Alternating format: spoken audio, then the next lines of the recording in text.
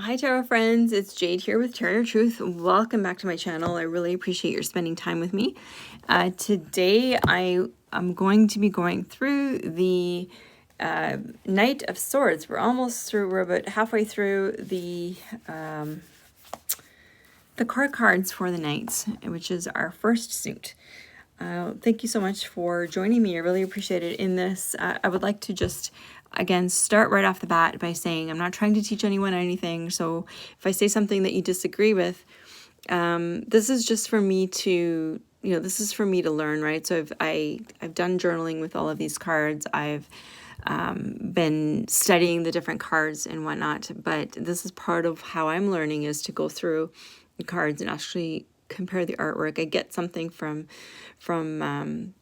all the different decks. I pick something different up, and this is just my way of putting that all together, synthesizing it all together so that I can look at it at any point. And so I go through one card at a time. And without further ado, let's look at what the Kitchen Table says about the Rider-Waite-Smith. I'm going to do something slightly different than previous videos where I just had this one up and then I put up one card at a time. I've just put all the cards up here, and then I'm going to take them away one at a time. So I apologize if this looks a little bit messy, but I'm hoping that this makes things a bit quicker as well. So let's look at the Knight of Swords. And for me, this Knight of Swords,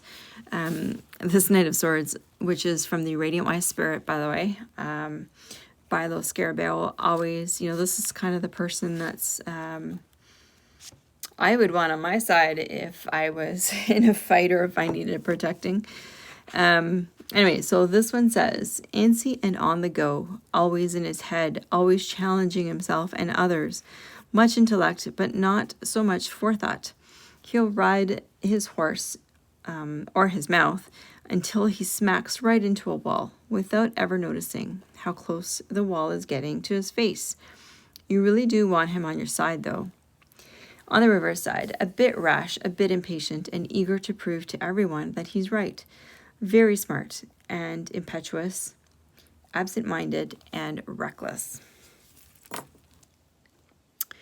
Okay, so let's start looking at some of the others. This is the art history for past lives. The Fountain Tarot. Dark Mansion. I love this card. And I adore this one. The Tarot Muha. The Modern Witch.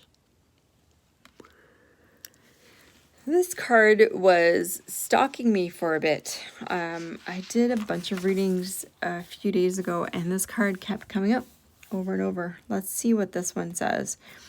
This card represents a person who is driven and optimistic. He always seems so clear about his goals and aspirations. He is intelligent and motivated by ideas and ideals rather than emotion.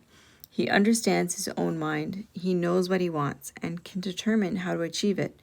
While his motives are pure, he is so single-minded and ideal-driven that he can forget to consider the feelings and needs of others. He moves quickly and decisively, always convinced that he's doing the right thing. I think that was really what this card was trying to tell me, is that I need to make sure, and the particular thing I was reading about, I need to consider the feelings and needs of others. Santa Muerte. The Mystic Mondays. Let's see what that one says.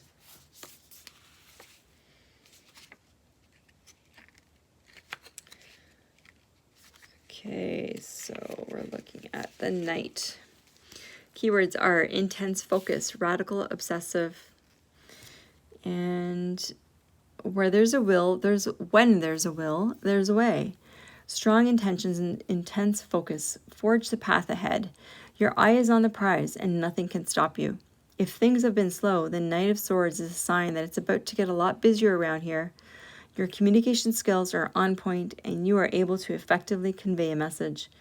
Elevate and sharpen your mind by surrounding yourself with like-minded people to share your opinions with. headstrong, and full force throttle on a passionate endeavor is admirable. Just be wary of long-term effects that shortcuts can make.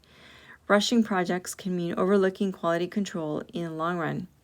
Take responsibility over your actions and how they may impact others. Keep an eye on the quality of your creations and enjoy the process. Life is a journey after all. On the reverse side, impatient, impulsive, reckless. Impatience runs the show, and you couldn't care less about what others think or what challenges you may encounter. Your desire and drive to experience life lead you to make impulsive decisions with little regard for the consequences. Taking a moment to think through your actions could prevent you from making dire mistakes. You've become independent from the beliefs that you grew up with, enabling you to shape your own global views. In your rush to see the world, you're bound to get some scrapes along the way. Most people warn you off getting hurt. However, you show your scars proudly. They're proof of your worldly experiences. Making mistakes is part of the process. And what really matters is how long it takes for you to get back up. Interesting. I do like that a lot. The joie de vivre. This reminds me of like Fonzie or something. I love that that's not even a knife. I think it's a comb.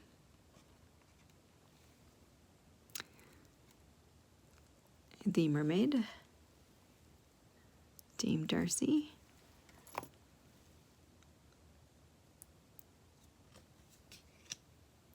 the Light Sears. I love that we're seeing more motorcycles in decks.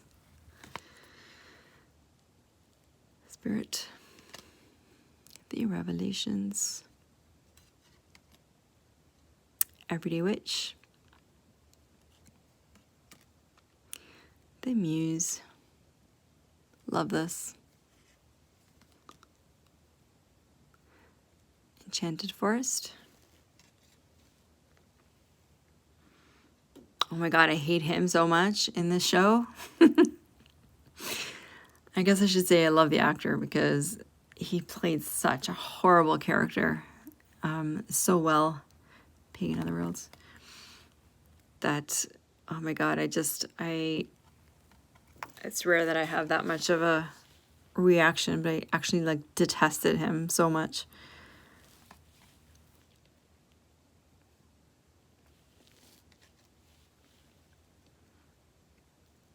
Aquarian.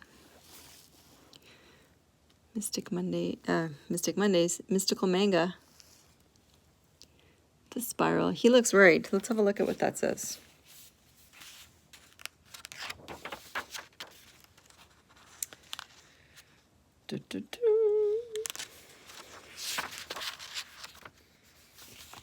Pretty sure I have it. Okay. A disruptive influence.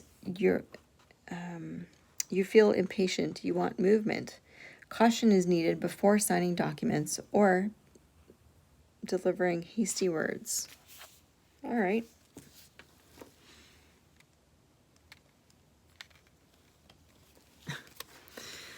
Chicoli. Raven Prophecy. Influence of the Angels. The Vice Versa Tarot. So front and back. Let's have a look at what that one says. Determination, passion, unforeseen events. That's for both front and back. Speaking of Game of Thrones, this very much reminds me of Jon Snow and his direwolf. That's from the Tarot de la Nuit. Deviant Mood.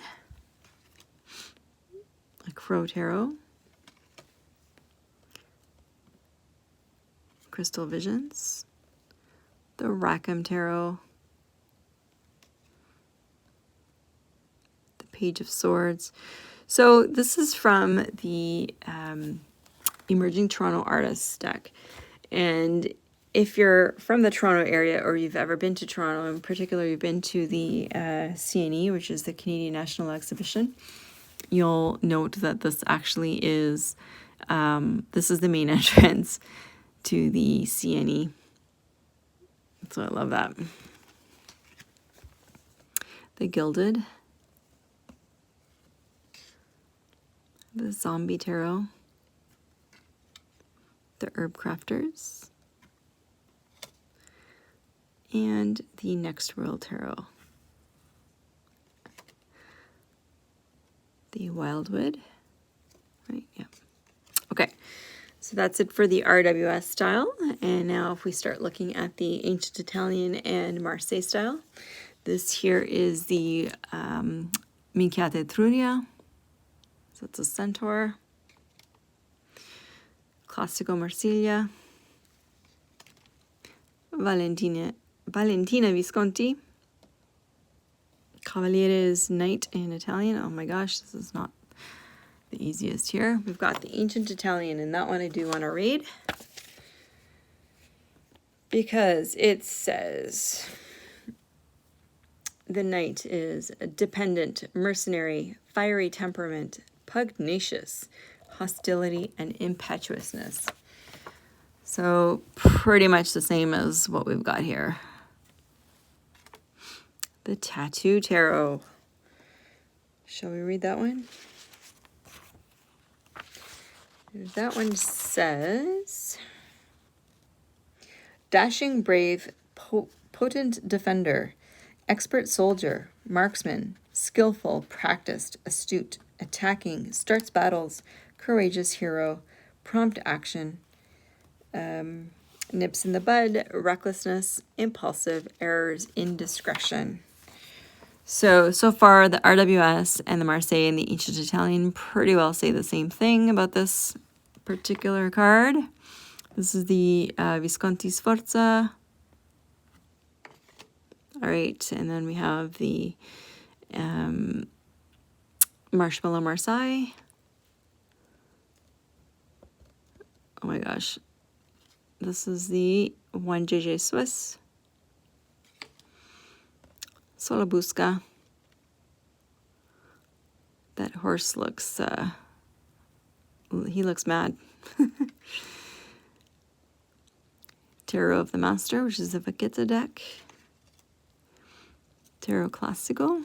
Let's have a look at what that one says. Okay, so bravery, skill, capacity, the strength and dash of a young man, heroic action, opposition, and war, the headlong rush into the unknown without fear. The surrounding cards will indicate the influences around the knight in his gallant pursuit. The knight is a master in his art of action and warfare. On the reverse side, incapacity, imprudence, dispute or ruin over a woman. Impulsive mistakes, conceited fool, simplicity, and disunion.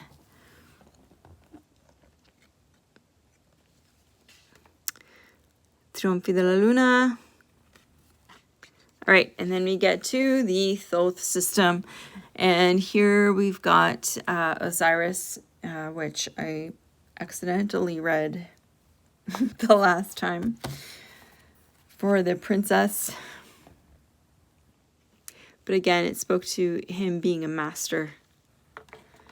And then we get to the Millennium Thoth. And we'll see the Thoth, which is basically the same card, just with, excuse me. Excuse me. Sorry about that. All right.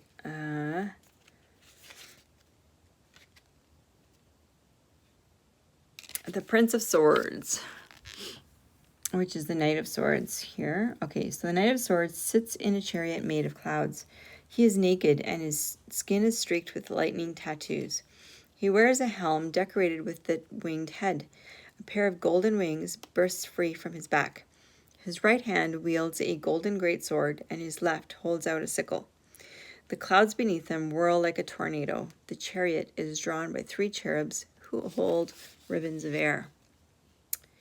The upright meaning is rushing into the thick of things, having a dominating presence. Fight for what you believe in.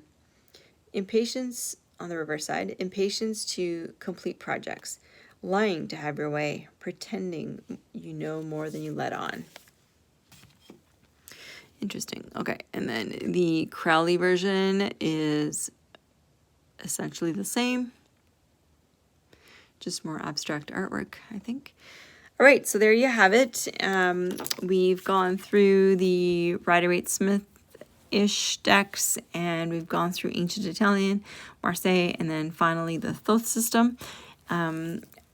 Yeah, these have been pretty interesting for me. Looking at the differences in terms of the artwork that I like the best for this particular card, I have to say the Terumuha is huge for me. I really